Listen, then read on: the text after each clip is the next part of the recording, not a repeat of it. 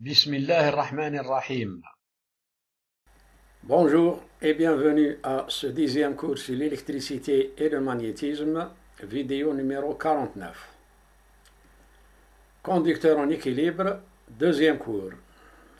Nous allons voir aujourd'hui la capacité propre d'un conducteur isolé, le phénomène d'influence entre conducteurs chargés, le théorème des éléments correspondants et on terminera par un exercice corrigé. Capacité propre d'un conducteur isolé. Par définition, la capacité électrique d'un conducteur isolé est le rapport entre sa charge et son potentiel, c'est-à-dire C égale Q sur V. Par exemple, le potentiel d'un condensateur sphérique, V c'est égal à KQ sur R, sa capacité est C est égal à Q sur V, on trouve à la fin C c'est égal à 4 pi epsilon R. Epsilon est la permittivité de l'isolant. Généralisation. On peut généraliser la notion de capacité d'un ensemble de conducteurs, soit deux conducteurs portant deux charges, plus Q et moins Q, dont la différence de potentiel entre les deux conducteurs est égale à U, c'est égal à V1 moins V2. La capacité du système, c'est C, c'est égal à Q sur la différence de potentiel qui règne entre les deux conducteurs. C'est aussi égal à Q sur U. L'unité de la capacité, comme vous le savez, c'est le farad, c'est-à-dire le coulomb par volt. Le farad, c'est en mémoire à Michel Faraday, qui a vécu à la fin du XVIIIe siècle et le début du XIXe siècle. À titre d'exemple, la capacité de la Terre, dont le rayon est 6400 km, cette capacité est de 710 microfarads. Pour une sphère de rayon R égale 10 cm, le potentiel V égale 1000 volts par rapport à la Terre, sa capacité est de 10 picofarads. Vous remarquerez que tout au long de ces cours, la capacité est toujours exprimée soit en microfarad, nanofarad ou picofarad, puisque la capacité d'un conducteur ne peut atteindre l'ordre du farad. Phénomène d'influence entre conducteurs chargés. Que se passe-t-il quand on place un conducteur électriquement en équilibre dans un champ électrostatique uniforme? Il y a deux types d'influence, l'influence partielle et l'influence totale. Commençons par l'influence partielle. Quelle est l'influence d'une charge sur un conducteur en équilibre? Donc cette charge plus Q produit en tout point de l'espace qui l'entoure, et particulièrement dans ce conducteur D, un champ électrique E, que voici, qui oblige les électrons de ce conducteur en équilibre à se déplacer vers la face N. Donc cette région-là se charge négativement.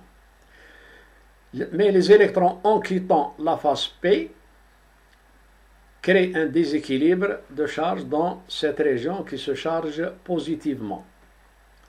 Donc il y a émigration des électrons vers la face N, puisqu'ici il y a un défaut d'électrons qui sont partis vers la face N, cette face-là se charge positivement. Donc ici on a plus Q' et ici on a moins Q'. Sans la présence de cette charge, on n'aurait rien observé. Il en résulte de cette émigration une répartition surfacique non uniforme, c'est-à-dire que ces charges s'accumulent sur la surface. Il se produit alors une polarisation du conducteur, apparition d'un pôle positif ici et un pôle négatif ici. On dit que le conducteur s'est polarisé. Il s'est produit donc une électrisation par influence, c'est-à-dire que sous l'effet de cette charge, ce conducteur s'est électrisé.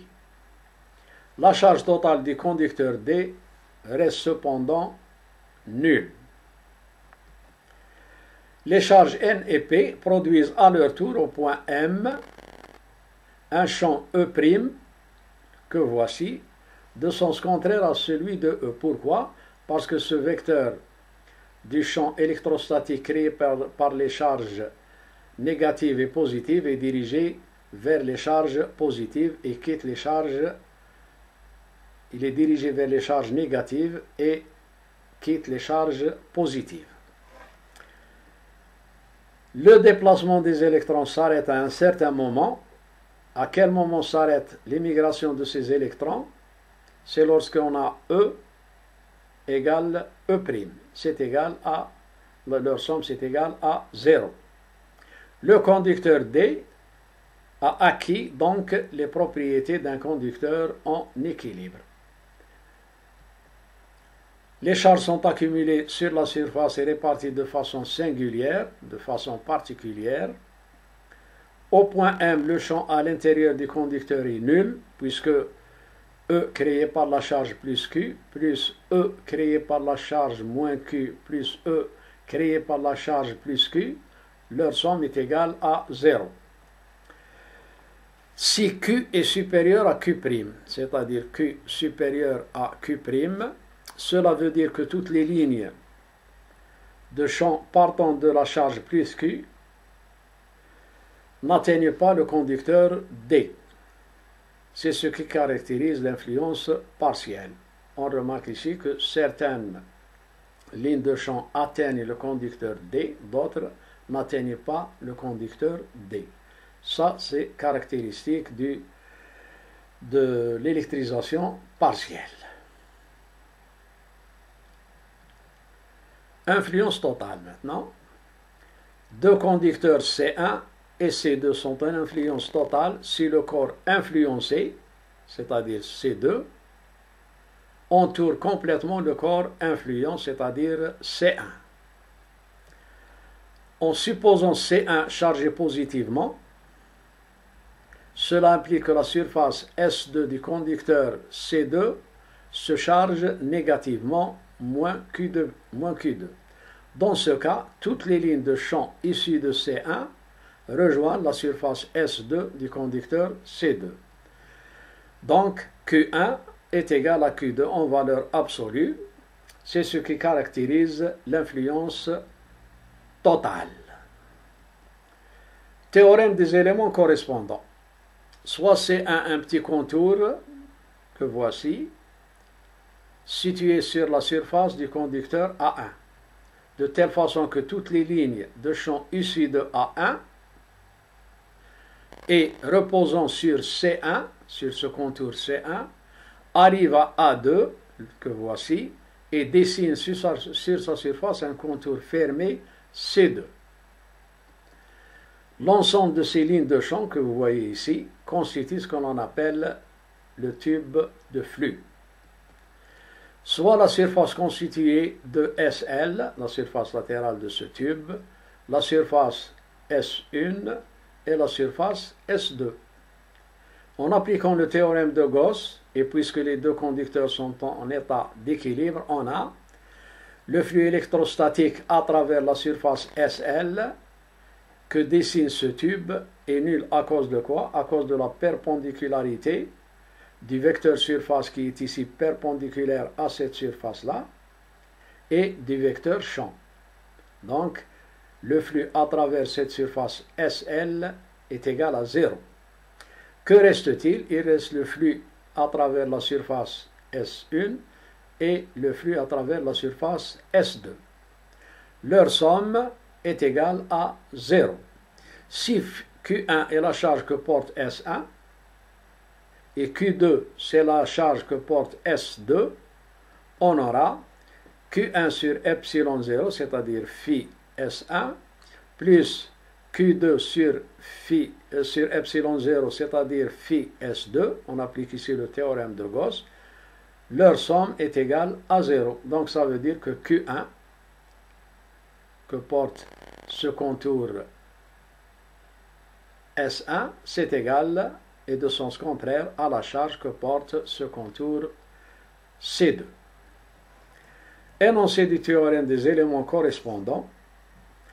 Deux éléments correspondants, qui sont ici C1 et C2, c'est-à-dire ces deux contours, portent deux charges égales, mais de signes contraires. Voilà l'énoncé du théorème des éléments correspondants. Exercice. Une sphère conductrice S1 de centre O et de rayon 10 cm est placée dans une cavité sphérique creuse conductrice S2 de rayon R2 et de mince épaisseur. L'ensemble baigne dans le vide. Les deux conducteurs sont initialement en équilibre. Quelle est la charge et comment se répartit-elle dans les deux cas? D'abord, la sphère S1 est portée au potentiel V1 tout en gardant la cavité creuse S2 isolée comme indiqué sur la figure A. Donc, cette sphère est au potentiel V1. Deuxième cas, la sphère est maintenue au potentiel V1. Voici.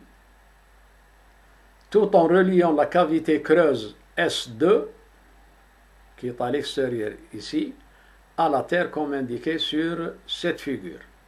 Et vous avez là l'énoncé en arabe. Donc on a deux cas.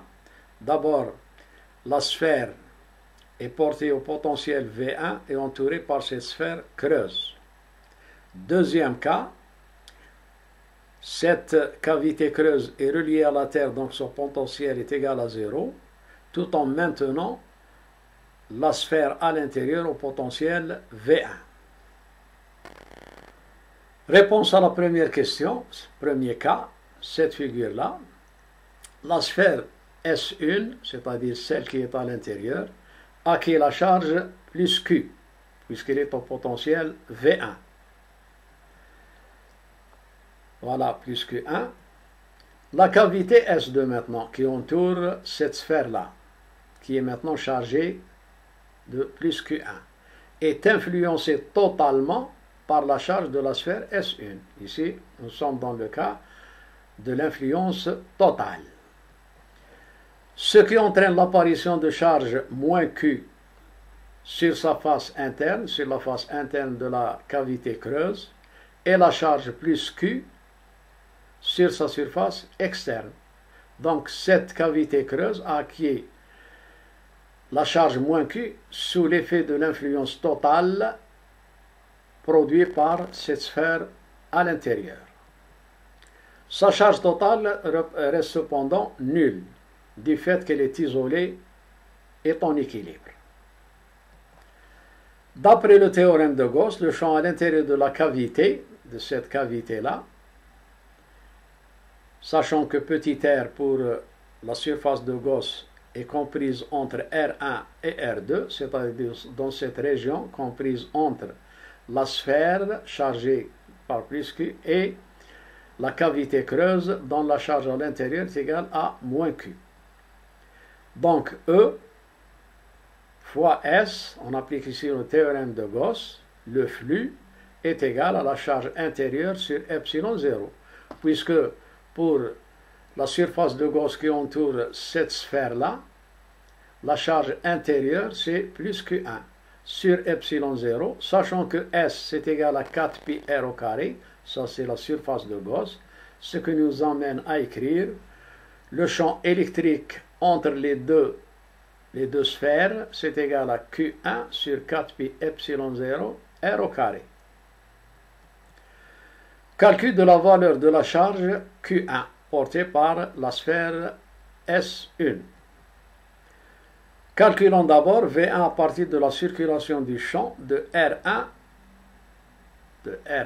à l'infini, sachant que le potentiel à l'infini c'est toujours égal à 0. dV c'est égal à V infini moins V1, c'est égal à moins EDR. Ça c'est la circulation élémentaire. Ça veut dire que V1 moins V l'infini, on intègre pour trouver la charge Q1. On intègre EDR, c'est-à-dire E fois DR, intégrale entre R1 et plus l'infini. V1 c'est égal donc à Q1 sur 4 pi epsilon 0 intégrale de dr sur r au carré. L'intégrale de dr sur r au carré, c'est 1, c'est égal à 1 sur r. Donc V1, c'est égal à Q1 sur 4 pi epsilon 0, facteur de 1 sur l'infini, moins 1 sur R1. Or, l'intégrale de 1 sur R au carré, c'est moins 1 sur R. Donc c'est pour ça que le signe ici, moins, disparaît. Moins avec moins, ça donne plus. Q1, c'est égal donc à 4 pi epsilon 0 R1 V1. On applique, par application numérique, on obtient Q1, c'est égal à 1,1 microcoulomb. Deuxième cas, ça correspond à cette figure B, c'est-à-dire lorsqu'on relie cette sphère extérieure à la Terre, donc son potentiel est égal à 0, et on maintient toujours la sphère qui est à l'intérieur au potentiel V1, donc elle va porter la charge plus Q1'. La mise à la terre de la sphère creuse se traduit par la décharge de sa surface externe, donc il n'y a plus de charge plus Q1. Pendant que sa surface interne porte la charge moins Q'1 produite par la charge de la sphère qui est à l'intérieur S1. Donc là aussi, il y a influence totale. La charge ici est égale à la charge ici. Le potentiel de cette cavité est nul puisque nous l'avons relié à la Terre. En suivant le même raisonnement que précédemment, c'est-à-dire ici, on obtient la valeur de la charge que porte la cavité S2, c'est-à-dire ici qu'on va calculer la circulation de R1 à R2, sachant que V2 c'est égal à 0, on refait ce calcul-là avec la seule différence qu'on intègre ici entre R1 et R2 au lieu de R1 et l'infini. Donc V1 moins V2 c'est égal à l'intégrale de EDR, c'est égal à Q'1. Maintenant la charge c'est Q'1, on ne connaît pas encore la charge. Sur 4 pi epsilon 0, intégrale de R1 à R2 de DR sur R au carré. Là aussi, la primitive de 1 sur R au carré c'est moins 1 sur R, ce qui nous donne en fin de compte V1 c'est égal à Q'1, puisque V2 c'est égal à 0. Q'1 sur 4 pi epsilon 0, facteur de 1 sur moins 1 sur R2, moins 1 sur R1, ce qui donne 1 sur R1 moins 1 sur R2. Donc s'il y a ici une inversion, c'est à cause de la primitive de 1 sur R au carré qui est moins 1 sur R. Et vous n'avez qu'à refaire ces calculs à tête reposée. On en déduit la charge de la surface interne de la cavité creuse, qui est égale, mais de signe contraire, sous l'effet de l'influence totale, à celle de la sphère S1, en raison de l'influence totale.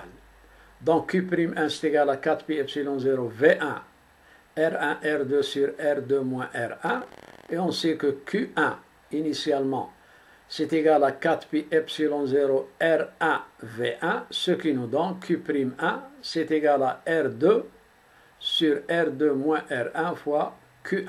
C'est-à-dire que Q'1, la charge maintenant de la sphère à l'intérieur, a changé, puisque initialement, elle était égale à Q1. Maintenant, elle est égale à cette valeur-là. Conclusion, puisque R2 c'est égal à 2 fois R1, ça veut dire que Q' c'est égal à cette quantité. Autrement dit, Q'1 vaut le double de 2Q1. Q'1 c'est égal à 2,2 microcoulombs. Au lieu de, puisque initialement on avait trouvé Q1 c'est égal à 1,1 microcoulomb. Maintenant on trouve Q'1 c'est égal à 2,2 microcoulombs. Donc la charge de la sphère à l'intérieur de la cavité creuse a doublé. Et en même temps, elle a influencé la cavité creuse qui porte maintenant une charge Q'1 qui est égale à moins 2,2 microcoulombs. Conclusion, la charge de la sphère S1 varie aussitôt que la cavité S2 est reliée à la Terre. C'est ainsi que se termine ce deuxième cours sur les conducteurs en équilibre. Donc au prochain cours, où nous verrons, qui sera bien sûr le 11e cours, mais le deuxième cours sur les conducteurs en équilibre, vidéo 50. Nous verrons et nous étudierons les capacités et les coefficients d'influence et un exercice avec solution. D'ici là, je vous souhaite bon courage et n'oubliez pas de vous abonner à cette chaîne si ces cours vous intéressent. Salut et à bientôt.